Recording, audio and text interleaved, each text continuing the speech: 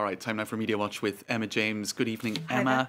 Now, we were talking earlier about Hurricane Michael. We will be talking about it later. It indicates that climate change is a real phenomenon, but it seems there are still those who doubt global warming is real. Tell us. Yes, it does seem incredible that in the face of all the evidence, not only from scientists, but the evidence of our own eyes, that there are people who still doubt that climate change is real.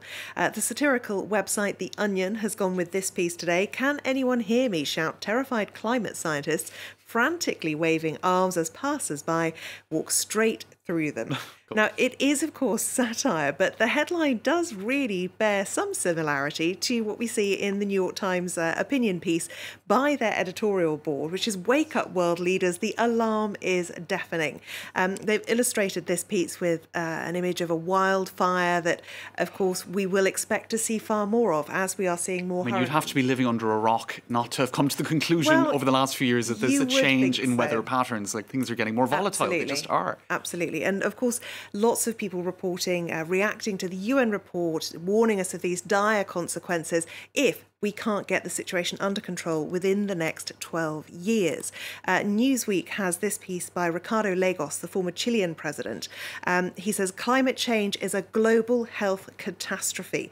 He says this is not a challenge that can be left to climate scientists and environmental advocates. And he says we're not talking about the future, we are talking about now. Lots of people sounding the alarm, including another report that's been done, not by the UN, this one by MIT, which talks about the effect that a rise in temperatures could have on mental health. They talk about there being a significant expectation of a rise in suicides. Now, they talk about if the global temperature rises by 2 degrees above pre-industrial levels. They talk about a catastrophic dip in mental health for some. They're not exactly sure why, which is interesting. They say it could be to do with the fact that it will interrupt sleep patterns. It could be to do with mood. It could be to do with certainly lower activity even during levels. heat waves, you can see that people get grouchier or whatever. And if there's an extended period of increased temperatures, absolutely. But despite all of this, there are still some who just don't believe and who remain sceptical. And one of them, of course, is the US President Donald Trump, who said after hearing about this UN climate report, I want to look at who drew it. And what he actually said in full was, it was given to me and I want to look at who drew it, which group drew it, because I can give you reports that are fabulous and reports that aren't so good. So he's clearly not stepping away from those sceptical values that he's always held, really, obviously pulling the US out of the Paris Climate Change Agreement, for one. He's not the only skeptic out there, though, it has to be said. Fraser Nelson is the editor of The Spectator magazine in the United Kingdom. He tweeted this: how long do we have to save the Earth? Along with a list of other times that we've been given dire warnings by different organisations, including the World Wildlife Fund, the International Energy Agency and the like. And of course, those dates have already been and gone and we're still here. Some people very unhappy at his use of those kind of images, which really reduce, if you like, the seriousness of the way it's being treated. This gentleman tweeting, you publish this as if to mock these projections. And what he points out is that in many parts of the world, and often those parts of the world least covered by the media, that is where the effects are truly already being felt. Some, though, are poking a little bit of fun at the whole situation. This gentleman imagining a quote from Donald Trump, climate change is fake. Now, if you'll excuse me, I have to go prepare for the 7th major hurricane of my less than 2-year presidency. Yes, indeed. You just can't miss that, can you? Now, after Me Too, we have Him Too, and one mother who tried to make her son the face of the anti-feminist backlash. Tell us more about that. Yes, proud mum rather got it wrong. Marla Reynolds took to Twitter to try to make her son the poster boy, really, of this backlash movement against Me Too. It's for those who feel threatened by the Me Too movement and fear that their lives could be derailed by a false accusation.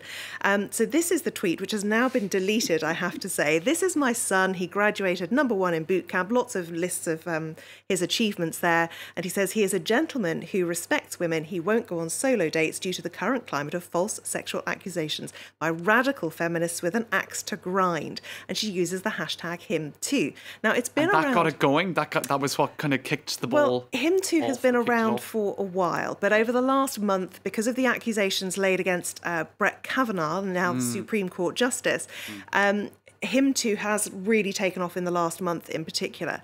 But a lot of people, this is an example of someone who believes in the him too cause. No man is safe. However, lots of people took to Twitter to mock the woman. This is my son on his graduation day, and that is in fact a dog. And this one is one of my favourites. This is my son. He won't go on solo dates due to the current climate of false accusations by radical anti-shower stabbing feminists. Now, where this all got particularly funny, though, is when her sons themselves got involved. This gentleman saying, "My brother's trending on Twitter because of my mum's ridiculous tweet." He then created, Peter Hansen is his name. The brother of the subject of of him too. Peter Hansen is the subject, and he actually created his own Twitter account just to denounce what his mother had to say about him, saying, "I'm a proud Navy vet, cat dad and ally. I have never and never will support him too." Gosh, yeah. Online campaigns, they can get complex. Very much so. Indeed. Thanks for that, Emma James.